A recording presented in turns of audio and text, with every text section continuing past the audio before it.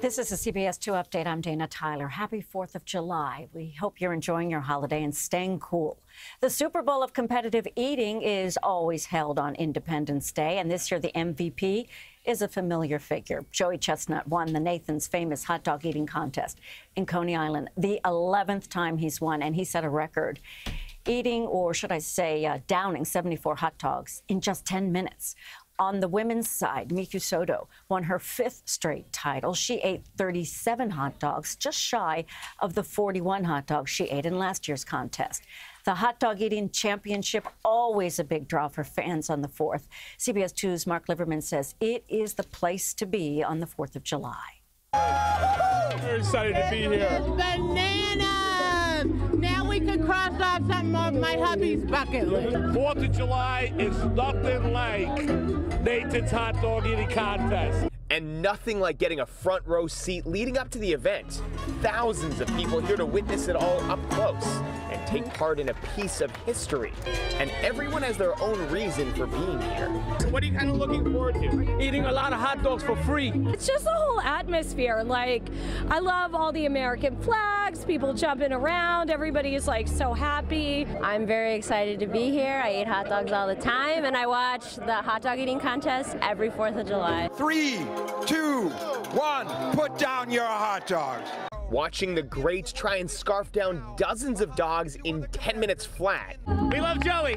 Some here to see Joey Chestnut, their version of an American hero, in person. He might give him a little race, but Joey pulls away at the end, like always. 11-time champion. Others here to scope out the competition for next year. Listen, I'm going to tell you something. If it wasn't for the buns, I'd be up there. Without the buns, I could do an easy 15. We even got to catch up with a contest judge seconds before she made her way to the stage. Right now, she's not worried about who's going to win or lose. She has something else on her mind. I think the only thing that I worry about is what do they do with it after they're done? 4th of July parades are underway here and across the country. In Paramus, New Jersey, hundreds gathered to honor the teacher and student who died in a school bus crash in May. Several 5th graders who were involved in the crash marched with first responders, thanking them for their service.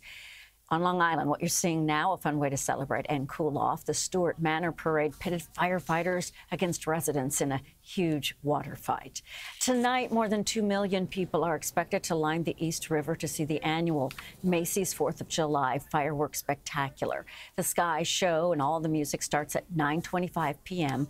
The NYPD security plan includes more than 6,000 uniformed and plainclothes officers and sand trucks blocking vehicle access to pedestrian areas. Some people living in the Bronx say illegal fireworks are going off day and night and creating noise, problems, and a danger. So what is allowed and what's not? CBS 2's Rena Roy explains from the Morris Park section. It's a front row seat to a show many have no interest in seeing. Very big booms, you know, in the middle of the night, 12 o'clock at night, you get scared. People in Morris Park say fireworks have been going off night and day all over their neighborhood. It's more like a big bang. I sometimes get confused with it being like a gunshot. It just makes me feel uncomfortable and scared, honestly, especially at nighttime. Neighbors say the fireworks started as early as April, with people not just shooting them off, but also leaving the evidence behind. We've been here, I think, 10 or 11 years, and it's been going on since we've lived here. You never get used to it every single night. We have pets, and we have a child at home, and the dogs hate it. We spotted a similar situation in the same area last summer, just weeks after officials say a fire started nearby because 3 men were play fighting with fireworks in their backyard. Oh my God.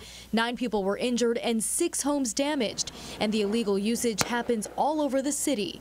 The NYPD tweeting out, as we prepare to celebrate the 4th of July, please remember fireworks are illegal. Leave it to the professionals. City law says all consumer fireworks and sparklers are illegal to use, buy, sell, or transport in the 5 boroughs. You can call 911 for illegal activity in progress or 311 for past or chronic use. Rewards for tips that lead to an arrest could be up to $1,000. Outside the city, most fireworks are not allowed, but as of 2015, some surrounding counties and cities do permit sparklers and certain sparkling devices for anyone over 18 years old. In the Morris Park section of the Bronx, Rena Roy, CBS 2 News. Just to add to what she says, in New Jersey and Connecticut, it is illegal to possess, sell, or use any exploding or aerial fireworks. Certain sparklers are allowed. To the beaches and all across the region, they are packed this afternoon. They've been that way all day. On the Jersey Shore, wasn't that easy to cool off at Manasquan Beach because the water is unusually warm at 70 degrees. Swimmers are also being warned about a hidden danger. Lifeguards say they had to make about 40 rescues last weekend because of sandbars. All of a sudden, you're on a sandbar, and then depending on how wide that bar is, the next couple of steps, you're in water over your head. Apparently, that's up and down the whole Jersey Shore. For a lot of people who didn't go to a beach, a public pool was the place to be, such as this one in Astoria Park, Queens. More than 50 free city pools are open for the summer, and because of the heat tonight, the Parks Department is keeping all outdoor Olympic and intermediate-sized pools open an extra hour until 8 o'clock. Will the weather affect any of the holiday plans? Here's John Elliott with the forecast.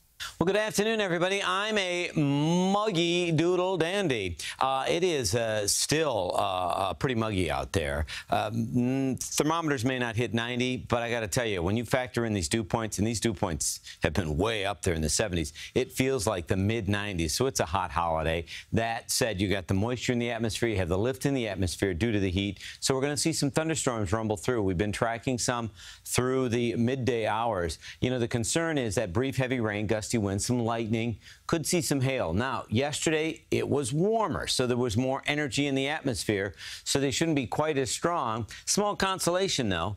If you've got a big party this afternoon, you get one of these rumbling through, so that means there's a possibility of an interruption, and then you're back outside, and it's still steamy, but you can get back on track with your holiday plans. Tomorrow, more of the same. I don't think we'll see as many thunderstorms, but a few showers possible. It's still hot.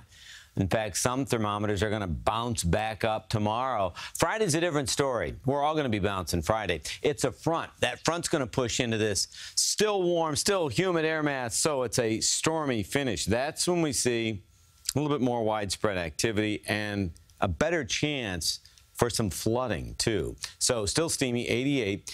For the fireworks tonight, thunderstorm activity should calm down, so it should be fine. And then that unsettled pattern Thursday, stormy pattern Friday. Hey, let's make weekend plans. That looks a lot better, feels better, too. Have a great 4th of July. The NYPD is remembering a hero detective killed in the line of duty 1 year ago. The 46th precinct, where Detective Miosota's familia worked, posted a picture of the tribute to her created by Midnight Patrol officers. The precinct also showing cadets helping prepare for tonight's candlelight vigil in her honor. It was just after midnight on July 5th last year when a gunman ambushed familia as she sat in a mobile command post. She left behind 3 children. New developments in the investigation of a Bronx teenager's murder on June 20th. 2 more alleged gang members will be arraigned in court today. 29-year-old Diego Suero was arrested last night. Sources say he's the local leader of the Trinitarios gang. He's accused of ordering the murder of 15-year-old Lissandra Guzman Feliz. 26-year-old Gabriel Ramirez Concepcion was also charged last night. Investigators believe Concepcion was there the night of the murder. 10 men now are charged in this case. In Thailand, the 12 boys and their coach trapped in a cave appear to be getting stronger and in good spirits as rescuers just try to figure out what is the best way to get them out safely. CBS 2's Ben Tracy has more from outside the cave. One by one, the boys wrapped in foil warming blankets took turns introducing themselves and delivering a message to their parents that they're in good health. Some of them smiled and held up peace signs as a medic treated scratches on their feet and legs. How many of you? The boys appeared more alert than a day ago. You are very strong. When British divers discovered them on a muddy ledge. The complicated task of how they will all be safely rescued from the cave remains unclear. This morning, Chiang Rai's governor suggested that the team might not all be able to leave at the same time. Rescue crews are weighing the option of having the boys swim out immediately, but that remains the riskiest choice. The team is trapped about 2.5 miles from the entrance to the cave. To get out, they would need to navigate through areas that require full climbing gear, several flooded sections, parts too narrow to wear a scuba tank, and a nearly 100-foot underwater dive. It's a difficult task for even the most experienced divers, let alone a group of boys who don't know how to swim. So the plan for now is this. They are trying to furiously pump as much water out of this cave as possible.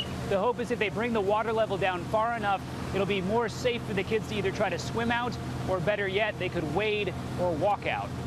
In the meantime, a phone line is being installed inside the cave so the young soccer players can finally talk to their parents. The mother of a trapped 16-year-old said it feels like her son has been given a new life.